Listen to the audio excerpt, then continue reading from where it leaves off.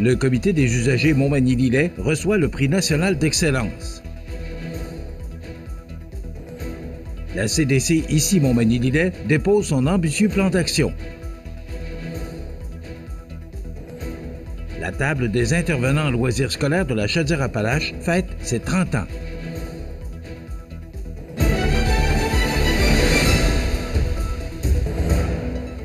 Mardi, première journée du mois d'octobre 2024. Bonjour mesdames et messieurs, bienvenue à votre bulletin d'information sur le réseau de télévision CMA-TV.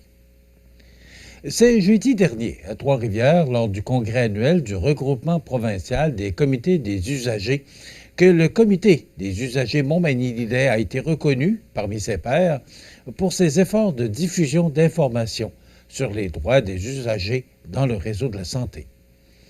Parmi les 550 comités membres du regroupement réunis lors de ce gala, 4 comités ont été honorés pour leur travail dans le réseau de la santé, et c'est le comité des usagers Montmagny-Lillet qui a reçu le prix national d'excellence dans la catégorie Information sur les droits, alors que l'an passé, le comité était revenu avec une mention spéciale dans la même catégorie. À cet effet, et ce depuis plus de 12 ans, le Comité des usagers Montmagny-Lillet publie une revue saisonnière d'informations sur les droits et les activités des résidents des 6 CHSLD du territoire, le Vilien, qui donne aussi toute l'information sur les services, les organismes et les droits de toute la population dans le réseau de la santé. Durant les 3 dernières années, le comité a pris un virage numérique alors que sa revue est maintenant disponible sur le web gratuitement, en plus de poursuivre sa distribution de la version papier dans les CHSLD, les résidences pour aînés, les municipalités et dans le réseau communautaire des 2 MRC de Lillet et de Montmagny. Si le comité des usagers est le créateur et le porteur de ce projet, la collaboration de plusieurs partenaires du milieu, notamment les organismes communautaires, les différents intervenants du CI3S sur le territoire, les proches aidants et les bénévoles des comités de résidents, permet d'offrir une revue riche en contenu et d'une grande qualité au plus grand bénéfice des lecteurs de notre territoire. Ainsi, le comité des usagers tenait à partager les honneurs avec toutes les personnes qui ont permis à la revue Le Vilien d'atteindre cette qualité et d'être reconnue au niveau national comme un outil d'information crédible. Rappelons que le comité des usagers a pour fonction de renseigner les usagers du réseau de la santé et des services sociaux sur leurs droits et obligations, de promouvoir l'amélioration de la qualité des conditions de vie des usagers et d'évaluer le degré de satisfaction des usagers à l'égard des services obtenus, de défendre les droits et les intérêts individuels ou collectifs des usagers et d'accompagner et assister, sur demande, un usager dans toute démarche qu'il entreprend, y compris lorsqu'il désire porter une plainte. C'est lundi, le 16 septembre dernier, que la Corporation de développement communautaire, CDC, ici Montmagny-Lillet, invitait ses membres à son Assemblée générale annuelle qui s'est tenue dans les locaux de la médiathèque L'Héritage de Lillet-Sud à Sainte-Perpétue de Lillet. Parmi les points importants à l'ordre du jour figurait la présentation du plan d'action 2024-2025. Faisant suite à la décision des membres qui avaient décidé d'entreprendre une importante planification stratégique au cours de la dernière année, l'accompagnement au regroupement de la firme Communagir de mai 2023 à février 2024 avait pour mission de rédiger un impressionnant plan d'action pour l'année 2024-2025. Je suis particulièrement fier de l'audace des membres, le CA, le personnel et les organismes de notre organisation qui se sont sincèrement remis en question afin d'améliorer l'efficience de l'action communautaire, lance Angèle Chouinard, la présidente de la CDC. La CDC ici Montmagny-Lillet, en plus de continuer à offrir des services à ses membres et de travailler au développement communautaire du territoire, priorisera, pour les prochaines années, la lutte contre la pauvreté et l'exclusion sociale. Des actions seront donc déployées en complémentarité avec les organismes membres afin de contrer la crise sociale que traverse actuellement le Québec. L'objectif recherché est de combler les besoins de base des citoyens et cette position s'aligne avec la volonté de l'ensemble des corporations de développement communautaire du Québec. La table des intervenants en loisirs scolaires de la Chaudière-Appalaches fête ses 30 ans. On vous revient dans 60 secondes. Animalerie Montmagny, on aime vos félins, parfois taquins. Oui, vos chiens, même les coquins.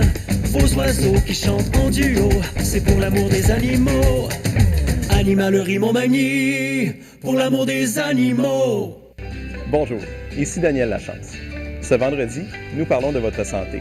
Ne manquez pas les conseils de votre pharmacien à CMA-TV.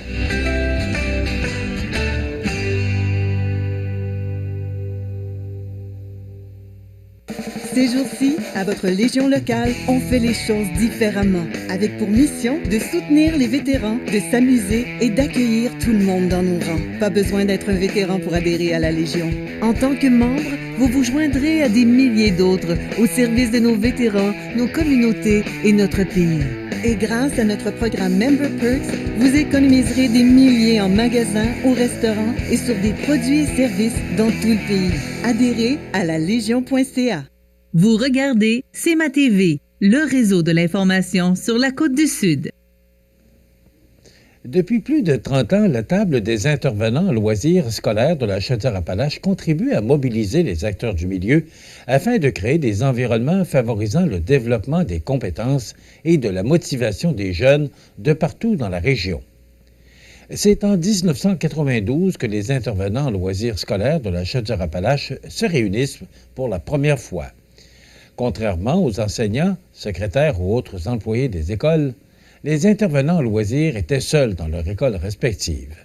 Et certains d'entre eux ont senti le besoin de parler à un collègue de l'école voisine, raconte une des fondatrices de la table, Claire Daisy. Durant les premières années, les intervenants ont piloté eux-mêmes cette instance de concertation qui avait pour objectif de favoriser les échanges, de former ses membres et de valoriser la place du loisir dans les écoles. En 2002, l'unité régionale de loisirs et de sport de la Chaudière-Appalaches reprendra la gestion de la table, alors qu'aujourd'hui, elle réunit, 3 fois par année, plus d'une trentaine d'intervenants des 4 coins de la région. Le travail du personnel en loisirs scolaires est essentiel pour créer un environnement scolaire où chaque jeune trouve sa place. Ils aident vraiment les élèves au quotidien à se découvrir, à découvrir qui ils sont, en leur proposant beaucoup d'activités. Leur lien avec les jeunes est essentiel. Ils ont vraiment un apport incroyable, partage le directeur de l'école secondaire de Saint-Damien de Buckland dans la MRC de Bellechasse, Bernard Pouliot. Au cours des 3 dernières décennies, le travail des intervenants en loisirs scolaires a grandement évolué. La transformation numérique, l'augmentation de la pression sociale, les questionnements sur la diversité sexuelle et à la pluralité des genres ou les préoccupations environnementales sont quelques-uns des éléments qui influencent au quotidien le travail des intervenants. Nous profitons du 30e anniversaire de la table des intervenants en loisirs scolaires de la Chaudière-Appalaches pour amorcer une réflexion sur les objectifs de cette concertation. Nous demeurons convaincus qu'il est nécessaire d'aider les intervenants en loisirs scolaires à déployer des activités de loisirs dans leur milieu et cherchons à nous assurer que les contenus proposés continuent de répondre aux besoins des membres, explique le directeur général de l'unité régionale de loisirs et de sport de la Chaudière-Appalaches, Dave Fortin. Dans la prochaine année, l'organisation travaillera en collaboration avec les membres de la table pour réactualiser les objectifs de la table établis en 2002 qui sont de favoriser le réseautage, former les intervenants et valoriser la profession. Rappelons que l'unité régionale de loisirs et de sport de la Chaudière-Appalaches est un organisme régional du Québec sans but lucratif dont l'objectif est d'aider les organismes en loisirs, au sport, l'activité physique, le loisir culturel et le plein air à changer leur monde. Enfin, la Mosaïque Bibliothèque de la Pocatière, en collaboration avec la Société du roman policier de Saint-Pacôme, organise un café rencontre avec Mme Isabelle Richer, journaliste judiciaire à Radio-Canada. L'activité aura lieu le dimanche 6 octobre prochain à 10h à la Mosaïque Bibliothèque de la Pocatière au 900 6e avenue La Pocatière. Au coût de 5 $ pour le grand public et gratuite pour les étudiants. Mme Richer anime une émission quotidienne consacrée aux affaires criminelles sur les ondes de RDI. Elle a publié en 2022, aux éditions La Presse, un livre intitulé « Ce que je n'ai jamais raconté, 25 ans au palais de justice ». Connue également pour sa passion des romans policiers, elle a fréquemment été invitée à en faire des chroniques à Radio-Canada. Rappelons que le nom du gagnant ou de la gagnante du 22e prix Saint-Pacôme sera dévoilé ce samedi 5 octobre dans le cadre du 22e gala du roman policier qui se déroulera au chalet du club de golf de Saint-Pacôme. La Société du roman policier de Saint-Pacôme tient à remercier la MRC de Kamouraska pour l'appui financier dans le cadre du programme de soutien pour des projets innovants pour le développement culturel et l'animation du milieu. Les sports, présentés par Groupe Corriveau, entrepreneurs électriciens et plomberie, un appel, 4 services. Groupe Corriveau à Montmagny, 88 248 8992, votre solution. Vous avez des projets de construction ou de rénovation? Pensez Groupe Corriveau, entrepreneurs électriciens et plomberie. Un appel, 4 services, 88 248 8992, Groupe Corriveau à Montmagny ou groupecorriveau.com. La solution pour du travail bien fait.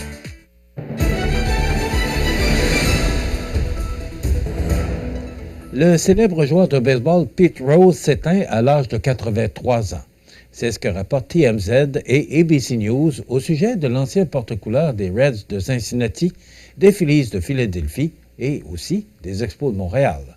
Rose serait décédé dans son domicile de Las Vegas lundi et confirmé par son agent Ryan Filterman à TMZ. Rapporté par le Journal de Québec, Rose a connu une carrière prolifique, mais controversée, alors qu'il était banni à vie du baseball majeur en 1989, après avoir parié sur des matchs de la Ligue majeure de baseball. Pour cette raison, il n'a jamais été intronisé au temple de la renommée du baseball à Cooperstown. Toujours selon le quotidien, au cours de ses 24 ans, Rose a participé à 17 matchs des étoiles, en plus de remporter 3 séries mondiales en 1975, 76 et 80. Il a également remporté le titre de joueur le plus utile à son équipe dans la nationale en 73. L'ancien joueur des Expos, avec qui il a joué plus de 95 matchs en 84, détient également le record de la Ligue majeure de baseball pour le nombre de matchs joués, soit 3 562. Les apparitions à la plaque, 15 890 quand même. Et enfin, le nombre de présences au bâton, 14 053, oui. Rose fut également gérant des Reds de Cincinnati de 84 à 89, présentant une fiche de 426 victoires et 388 défaites. Le 30 avril 88, il fut suspendu pour 30 matchs par la Ligue après une altercation avec l'arbitre Dave Pallone lors d'un match entre Cincinnati et les Mets de New York devant la sanction la plus longue, ou devenant la sanction la plus longue jamais accordée à l'époque. Enfin, le Journal de Québec nous rapporte que, hors des terrains, Rose a également connu sa part d'ennui. En 90, il a été condamné à 5 mois de prison et une amende de 50 000 $ après avoir plaidé coupable à 2 chefs d'accusation pour avoir menti dans ses déclarations de revenus, effectuant par le fait même 1000 heures de travaux communautaires dans des écoles de la région de Cincinnati après avoir purgé sa peine derrière les barreaux. Né le 14 avril 1941 à Cincinnati, dans l'Ohio, Pete Rose demeurera, malgré tout, un des meilleurs joueurs de baseball de son histoire. Voilà ce qui complète votre bulletin d'information de ce mardi 1er octobre. Dans un moment, les prévisions de la météo. Je vous souhaite une excellente journée. Pour rejoindre la salle de nouvelles de CMA-TV, nouvelles au pluriel @cmatv.ca ou encore 88 241 13 13 poste 226.